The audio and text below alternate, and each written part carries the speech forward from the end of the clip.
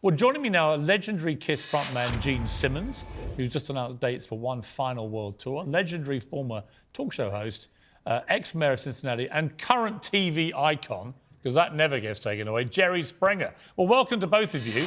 Like I say, greatest panel ever assembled. Gene Simmons, you're 73, I believe, and you've decided to end things with Kiss in terms of touring. Is that an age-related decision by the band?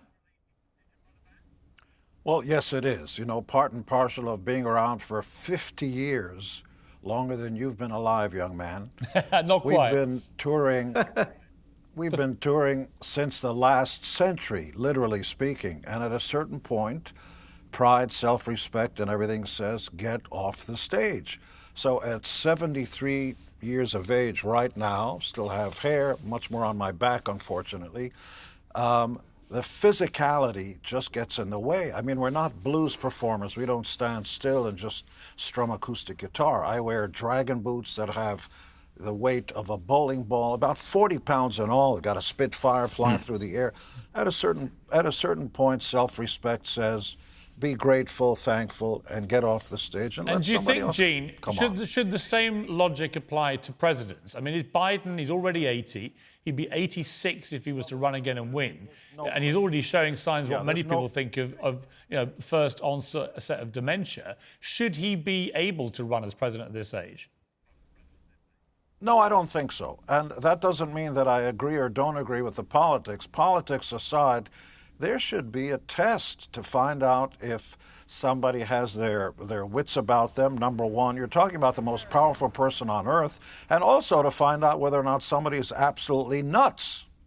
There should be a qualification, a medical qualification and psychological qualification that somebody in charge isn't just going to go nuts and go like that or fall down the stairs when they try to go up on Air Force One. Okay, let me bring in Jerry on this, because Nikki Haley is one of the other Republican candidates. She actually did say something very similar. Here's what she said.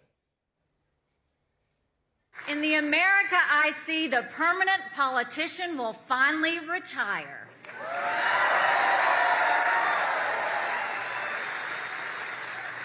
We'll have term limits for Congress.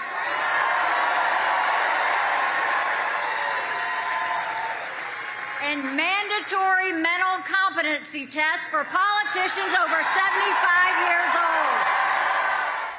Now, Jerry, you were about 15 when you were mayor of Cincinnati, from memory. It was a very long time ago. But you're a young man. Don't these jobs require a certain degree of mental agility, certainly running a country like America, which you would think that every year after 80, you're probably losing your powers, right?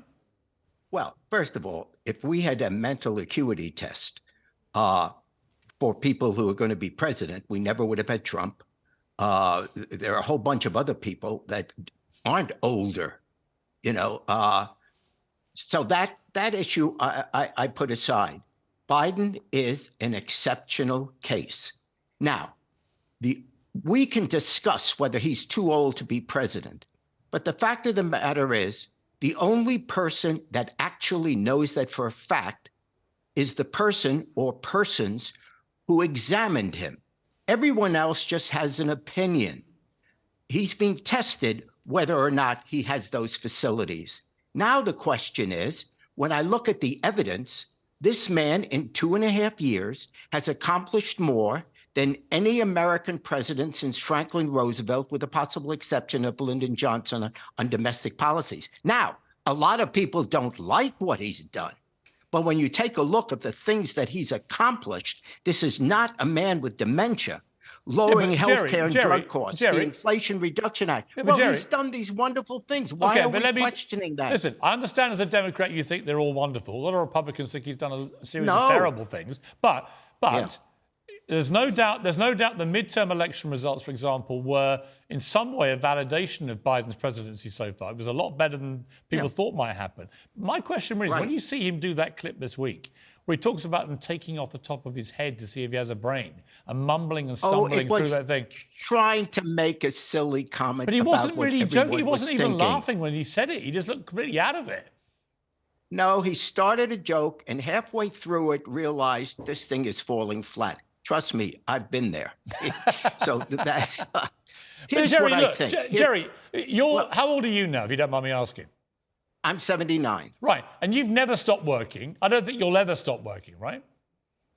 Well, I might, but I think I still have my mental acuity. I think I may stop because there are other things I want to do. I want to spend more time with Richard, my grandson, and follow him in baseball and basketball and do things like that. So it's more that decision more than a medical decision. Here's what I believe is happening. Overwhelmingly, every poll shows that the vast majority of people who think Biden is too old are conservative and Republican. Now, there are Democrats who think he's too old, but when you ask them why they think he's too old, is they worry that if he's at the top of the ballot, other people will think he's too old and the ballot and their whole ticket will go down the drain. That's a political worry. But if you're asking the question, is he competent to be president of the United States?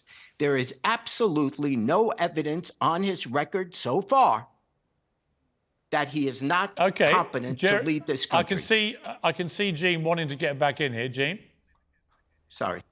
Look, let's call it for what it is.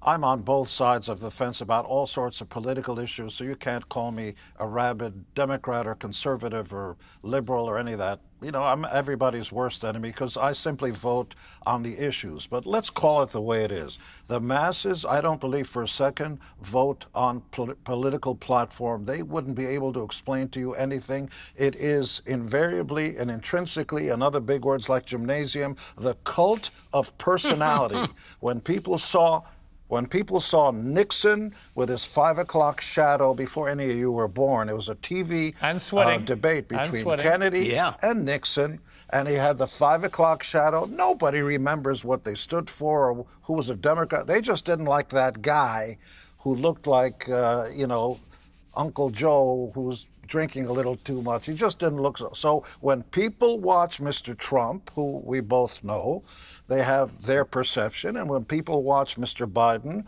and we've all seen him on TV and stuff, unfortunately sometimes turning around to shake hands with people who aren't there or mumbling words. That doesn't mean I agree or don't agree with the politics.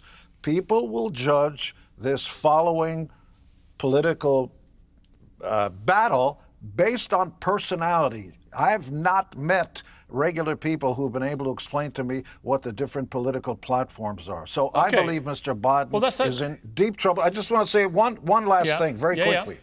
If I was on the other side, Mr. Trump's side, and I may not be actually, I have lots of problems with him, somebody is going to put together a greatest hits of Mr. Biden falling off bicycles, falling on stairs, and not even talk about politics. Not even talk about politics.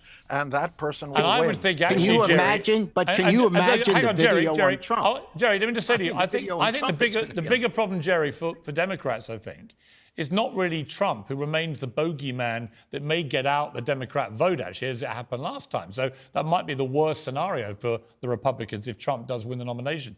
But if it's someone like Governor Ron DeSantis, who's in his 40s, full of energy, full of dynamism, on a tough campaign trail, I would not want to be a Democrat trying to have Biden as my guy against a bloke half his age with that kind of energy. Just purely on the optics that Gene just mentioned. Okay, let me just say this. I absolutely agree with you that there would be a political burden with Biden at the top of the ticket. I totally recognize that. But I'm on the show because the question was, is Biden too old to be president? Yeah. On that issue, he is not too old based on his performance. Is there a political price to pay? Absolutely. So, Gene, I have no argument with what you just said. I agree with you totally. But the issue is he too old? Objectively, in his case, I'm not saying another 84-year-old or 82-year-old. Yeah. I'm saying him.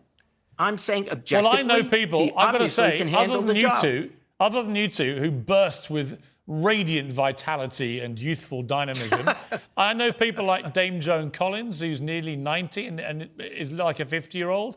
Warren Buffett, people like this who are in their 90s, still as sharp as a whip. There are lots of people I know who are in their late 80s, 90s who are incredibly on it. My issue with Biden is when you see all these gaffes and all these stumbles and everything else, he looks to me like he's already feeling his age at 80. And that would be a concern for me. But anyway, guys, I've got to leave it there. Jerry, brilliant to see you again. We worked together on America's Got Talent. And Gene, great to see you. We worked together on Celebrity Apprentice. And thank God you pulled out after a few episodes, because that allowed me to win. Because I think if you'd stayed in, I'd have been dead man. So thank you, Gene Simmons, for your selfless act. Great to see you guys. Take care.